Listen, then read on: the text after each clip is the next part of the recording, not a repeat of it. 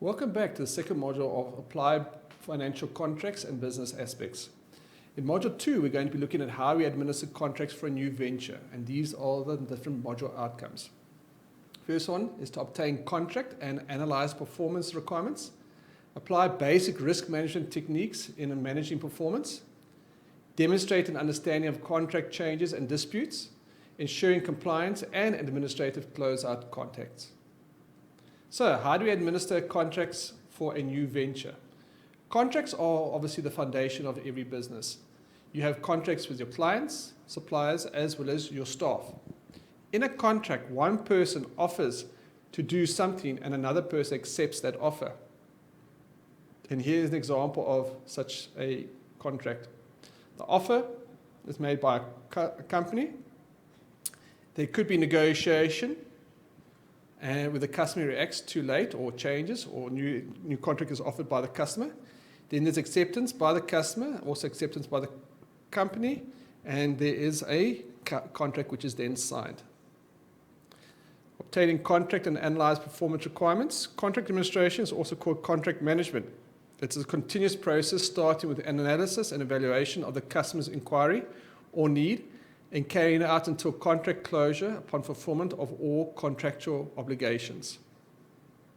There you can see at the bottom is to analyze and evaluate project requirements, maybe design, negotiate and analyze the contract, follow up execution of the contract and contract changes, follow up claim situations and claim settlement, and then closing of the contract. Contract administration principles and techniques. This process overview indicates the contract management activities followed by a structured approach, which is firstly, the customer has a need or a want which the business aims to fulfill. The business analyzes and evaluates the need or want to determine how they can meet the customer requirements. The business then proposes a solution to the customer. The business and the customer then negotiate a contract. The business executes a contract. The business honors any claims to comply with the terms of the contract, and the contract is then concluded. Obtaining the contract documentation interpreted in relation to the original business proposal. You need to obtain the contract document and interpret it in relation to the original business proposal.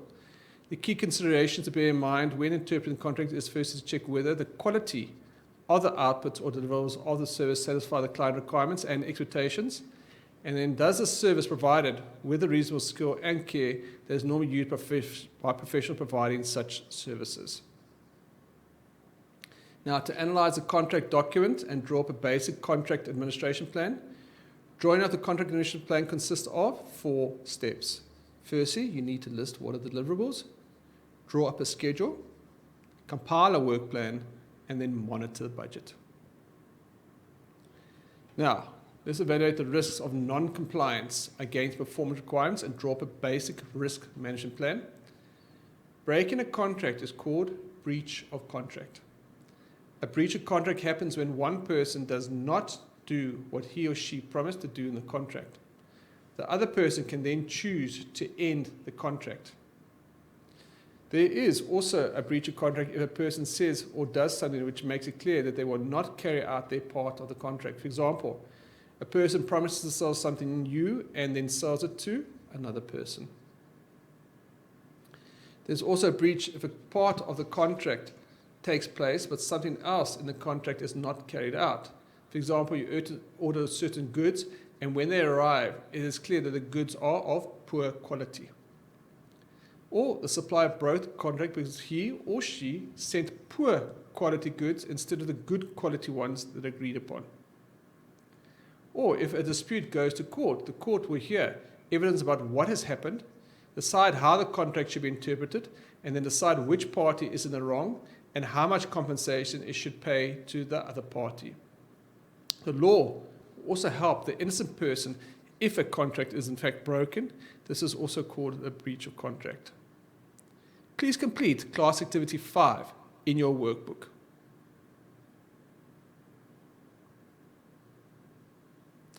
Now, applying basic risk management techniques in managing performance. Broadly, there are 3 levels of contract administration, and they generally relate to risk. First, you have operational level, which is your standard contracts for goods and services. Intermediate level, that's more complex contracts for services where companies rely on a supplier for a key service. Or you have strategic level, where contracts involving complex partnerships and strategic alliances. Please read pages 100 to 111 in your learner guide for more information about this. Please complete class activity 6 in your workbook. Now, let's demonstrate the understanding of contract changes and disputes. The key to any contract management process being successful is communication. Clear and constant communication. However, no matter how well you run a contract, disputes do arise. Contract management planning should include agreement on the procedure to follow to resolve disagreements between parties regarding responsibilities as well as interpretation of the contract. Changes. A business may need to consider changing the terms of the contract, and the contract should provide some scope to do this. Proposal for change should be initiated by either the business or the other party involved and may be subject for negotiation for the parties. Disputes. Common disputes in the business sector arise over financial issues, unmet deadlines like time limits, and unpaid bills. But how well your business deals with the disputes or disagreements can make or break your relationship with the client. The important thing to remember in handling conflict is that most disagreements can reach a mutually satisfactory conclusion if they are approached professionally. Negotiating and documenting changes in a dispute resolution needs to be done in a consistent but a systematic way. Recording of dispute information enables firstly progress in the information or investigation of a dispute to be monitored and tracked. A plan for necessary follow-up action referral to the taken become available. Plans to be adjusted accordingly, and then serious disputes to be identified, reported, and referred. Please read pages 113 to 125 in your learner guide. Please complete class activity 7 in your workbook. Ensuring compliance and administrative of closeout of contract. The closeout process is usually simple but thorough administration procedure that needs to be carried out. The reason for this is to ensure that both parties to the contract are fulfilled their obligations and there are no responsibilities remaining for either party.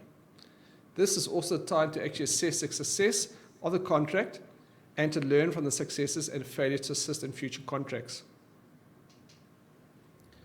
Evaluating work and performance results against contract deliverables. The evaluation of the performance is something that is actually ongoing and not just a contract closure event. Contract performance information includes the contractor's record of conforming contract requirements and standards of firstly good workmanship, contractor record of forecasting and budget adherence, contractor schedules adherence including the administration of aspects of performance, contractor's information of managing the contract in a professional manner but also business ethics, as well as goal and milestone adherence. Each contract has its own specific clause and interpretation and implementation as well as closure terms.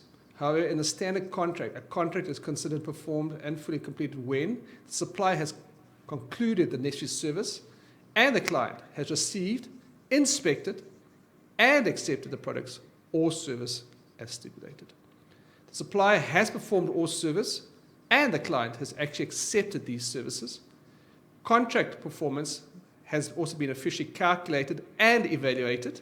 Final payment has been made, and decisions have been made to neither renew the contract nor exercise option on the contract. Auditing the contract close is essentially ensuring that everyone is content and has complied with all the obligations of that said contract. Each contract will also have its unique closure documentation to complete. Commonly, an audit deals with the financial aspects of your contract. The contract ends when each party in the contract has done what they promised to do. Each party in the contract agrees to the end contract, and one party in the breaks the contract or cancels the contract. One of the people, maybe in the contract, dies or passes away. Feedback. The feedback of team members, the control board, the customer, or other stakeholders has different facets, from how well everyone worked to where the customer was satisfied with the end result. Also, lessons learned database can also be kept for future contracts as well as projects. Please complete class activity 8 in your workbook and please complete your portfolio of evidence. Thank you.